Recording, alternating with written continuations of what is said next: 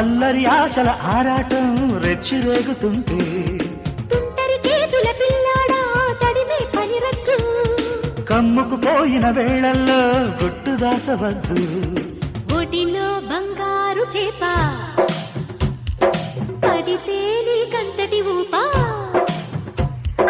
ఒడిలో బంగారు చేప పడితే నీకంతటి ఊపా తడిలో అందాల పాప పడితే పులుసవుతది చేప